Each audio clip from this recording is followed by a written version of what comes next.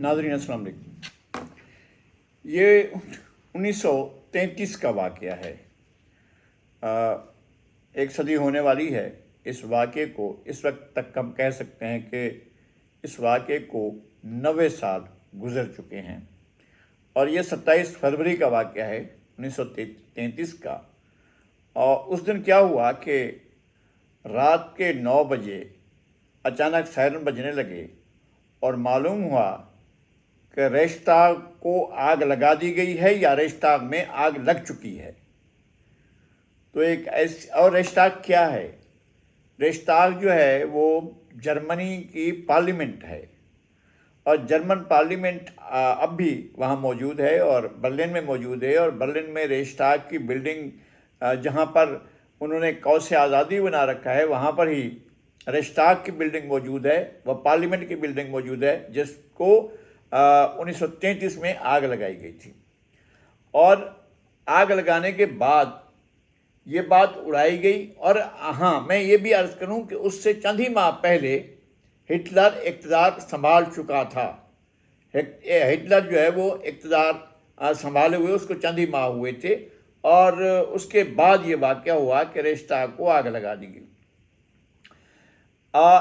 एक तो ये है कि वहाँ पार्लियामेंट में रेश्ताग में कम्युनिस्टों की भी एक ख़ासी तादाद मौजूद थी जो पार्लियामेंट में डिफेंड करते थे नाज़ी पार्टी को, जो नेशनलिस्ट सोशलिस्ट पार्टी थी, नाज़ी पार्टी जिसको कहा जाता है।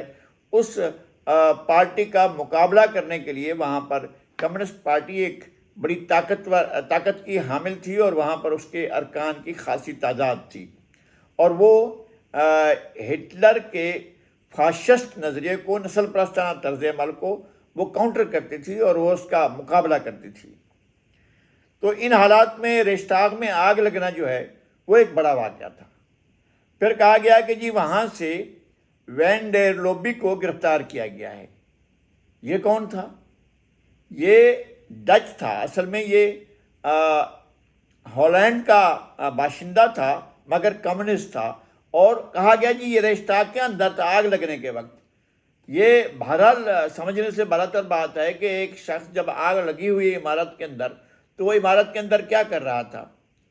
बाज़ लोग ये भी कहते हैं, मौरिखीन का ये भी ख्याल है कि इसको गिरफ़्तार करने के बाद इसकी गिरफ़्तारी रेश्ताग में से शो की गई, यहाँ से दिखाई गई कि जी उसको वहाँ से गिरफ़्तार किया गया। मुद्दा क्या था? मुद्दा ये था कि फिर ट्रायल हुआ। ट्रायल करने के नतीजे में बहुत से कम्युनिस्ट लीडर्स को भी उसमें इंडक्ट किया गया, उनके ऊपर मुकदमा बनाया गया। फिर मुकदमा बनाने के बाद उन पर फर्द जुर्म आयद की गई। फिर ऊपर ट्रायल हुआ और ट्रायल में 4 कम्युनिस्ट लीडर उसमें एक्विट हो गए और सज़ा दी गई इसके वेंडर लोबी को, जो डच बाशिंदा था। और उसके बारे में कहा गया था कि ये हमने रेश्ताग से इसको गिरफ़्तार किया है। बाद की तहकीकात भी की गई और तारीख़ में भी लोगों ने इस पर बड़ा रिसर्च की है। बहुत सी चीज़ें अब सामने आ रही हैं और ख़ास तौर पर यह बात सामने आई है कि हिटलर हाउस ऑफ डिप्टीज़ में, अच्छा ये आग जब लगी है तो हाउस ऑफ डिप्टीज़ को अपनी लपेट में ले चुकी थी। हाउस ऑफ डिप्टीज़ जो है वो ऐवान ज़ेरी है। पाकिस्तान में ऐवान ज़ेरी जो है वो कौमी असम्बली है। इसी तरह से जर्मनी का जो ऐवान ज़ेरी है वो उसको हाउस ऑफ डिप्टीज़ कहा जाता था। और हाउस ऑफ डिप्टीज़ में आग जो है वह पूरे तौर पर लग चुकी थी और बड़ी हद तक रेश्ताग की इमारत का वो हिस्सा जहाँ पर अवाम के मुंतखब नुमाइंदे और हाउस ऑफ डिप्टीज़ के अरकान जो हैं वो वहाँ बैठा करते थे, उनके इजलास हुआ करते थे, वहाँ पूरी आग लग चुकी थी और वो बड़ी हद तक जल गया था। और ये 1933 का वाक़या है, लेकिन पूरे तौर पर ये इसकी बहाली का अमल बहुत बाद में हुआ चूँकि उसके बाद जो है वो फिर सेकेंड वर्ल्ड वार हुई तो उस वक्त भी उसकी तामीर मुकम्मल तौर पर नहीं हो सकी थी।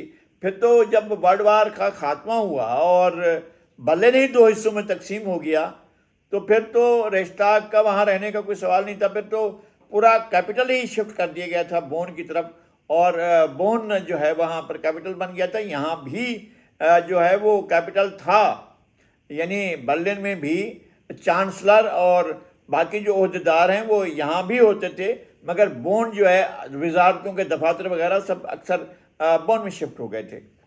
لیکن ریشتاگ کا معمہ جو ہے وہ بعد میں بہت سی چیزیں کھول کر سامنے آ گئیں. وہ یہ تھیں کہ ریشتاگ کو آگ ہٹلر نے لگوائی تھی، نازی پارٹی نے لگوائی تھی، اور وہ چاہتے تھے کہ ان کی جو ہاؤس آف ڈپٹیز میں ان کی جو مخالفت ہے، جو ان کی آواز بلند کرنے والے ہیں، ان کی رکنیت بھی ختم کر دی جائے اور ان کو ایلیمنیٹ کر دیا جائے اور کمیونسٹوں کا خاتمہ کر دیا جائے. یہ اصل مدعا تھا اور وہ وجہ تھی جس کی وجہ سے اس کے بعد جب جنگ عظیم ہوتی ہے، ہٹلر آ کر یہ 33 کے بعد تو مستقل اقتدار میں آ رہا ہے نا، یہ جو اس وقت جو ہے وہ اقتدار سنبھال چکا ہے، اور اس کے بعد جو ہے وہ اپنے غائب ہو جانے یا خودکشی کر لینے یا مر جانے یا کسی بھی حالت میں ہٹلر کا خاتمہ ہوتا ہے، تو اس وقت تک جو ہے اس کی پارٹی برسر اقتدار رہتی ہے.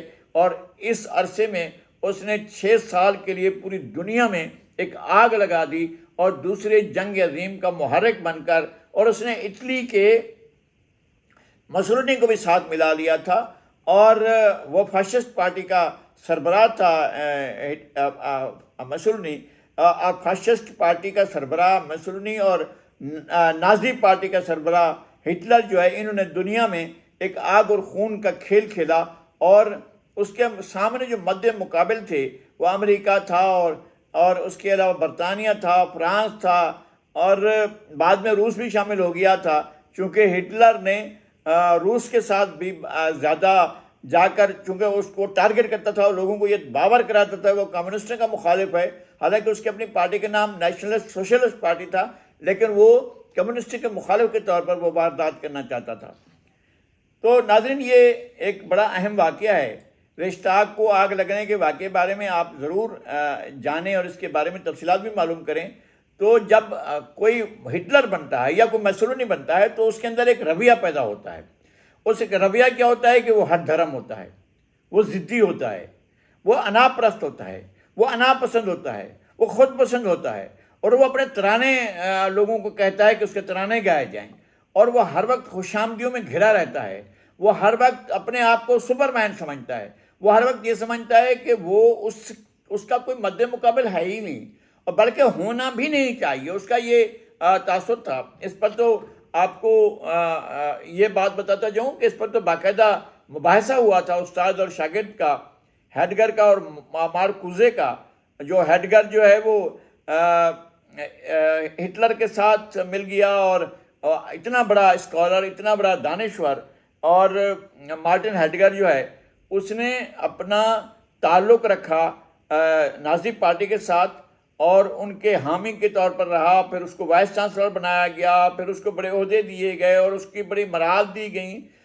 پھر جب اس کا وقت آیا اور وہ اپنے آپ کو ثابت کرنا چاہتا تھا کہ نہیں میں ان کے ساتھ نہیں تھا، تو پھر مارکوزے جو ان کا شاگرد تھا وہ اس کے سامنے آ گیا تھا، نہیں استاد ایسا نہیں چلے گا. آپ نے بہت برے حالات میں، جب بہت سے لوگ ہٹلر کو چھوڑ کر ملک کو ہی چھوڑ رہے تھے، آپ ملک میں رہے اور ہٹلر کے ساتھ رہے اور جم کر کھڑے رہے، تو آپ کو تاریخی طور پر اپنی اس پوزیشن سے ہٹنے نہیں دیا جائے گا، آپ کو اسی پوزیشن پر رہنے دیا جائے گا. آپ نے یہ سنگین جرم کیا کہ آپ ہٹلر کے ساتھی رہے. تو ہٹلر ایک رویے کا نام ہے، ایک فاشسٹ رویے کا نام ہے، انتہا پسندی کا نام ہے، خود پسندی کا نام ہے. اور آپ کو اس ملک کے ان حالات میں جو آج جن حالات سے ہم گزر رہے ہیں، آپ کو ہٹلر نظر آئے گا. اور یہ نہیں ہے کہ ہم کوئی پہلا ہٹلر دیکھ رہے ہوں گے. ہٹلر اس سے پہلے بھی اس پاکستان کے اندر اور بھی انتہا پسند، سخت انتہا پسند، سخت رجت پسند، سخت عوام دشمن، لیکن عوام کے لیے ترانے گاتے ہوئے اور عوام کو اپنا فدا کرنے کے لیے اور ہر حربہ اختیار کرتے ہوئے. کوئی بھی حربہ جائز ہے اس کے اندر یہ ثابت ہو کہ ہاں بھائی سپر مین ہے، بھائی اس کا تو کوئی مقابلہ ہی نہیں ہے، یہ تو بہت بڑی چیز ہے. حالانکہ اندر سے کھوکھلا ہوتا ہے. ہٹلر کیا ہوا؟ آخر میں کھوکھلا تھا، اتنا کھوکھلا تھا کہ اب تک اس کی لاش تک نہیں پتہ چلا. اس کا یہ تک پتہ نہیں چلا کہ اس نے خودکشی کب کی. اس کا یہ تک نہیں پتہ چلا کہ اس کی لاش ہے کہاں پر. بہرحال ہٹلر ایک رویے کا نام ہے، ایک طرز عمل کا نام ہے، ایک شخصیت سے زیادہ ایک مجموعی رویے کا نام ہے. اسی طرح کے رویے بنتے رہتے ہیں. میں آپ کو بعد میں بھی بتاؤں گا، کبھی آگے چل کر بتاؤں گا کہ رویے شاونسٹ کا رویہ، شاونسٹ کیا ہوتا ہے؟ اور شاونزم کیا ہوتی ہے اور یہ رویہ کیسے بنا، یہ بھی ایک انکشاف ہے، اور یہ بھی میں آپ کو کسی اور پروگرام میں بتاؤں گا۔ لیکن ہٹلر کا بننا، ہٹلر بننا، اور اس کا ایک انتہا پسند، ایک خود پسند، ایک انا پرست، ساری دنیا کو آگ اور خون میں دھکیل دینے والا کیوں ایسا بنا تھا، اور ریشتاگ کو کیوں آگ لگائی تھی، تو اس کو اگر آپ اپنے ملک میں دیکھنا چاہیں تو آپ کو کہیں نہ کہیں نظر آئے گا۔ وہ اب بھی آپ کو نظر آئے گا کہ وہ پارلیمنٹ کو اہمیت نہیں دیتا ہے، وہ اب بھی آپ کو نظر آئے گا کہ وہ جو ہے وہ جو عوام کے منتخب ادارے ہیں ان کی توقیر نہیں کرتا ہے، ان کی عزت نہیں کرتا ہے، اور ان کو خاطر میں نہیں لاتا ہے، اور ان کی کوئی حیثیت نہیں سمجھتا ہے۔ وہ جب چاہے توڑ دے، جب چاہے اس کو رکھ لے۔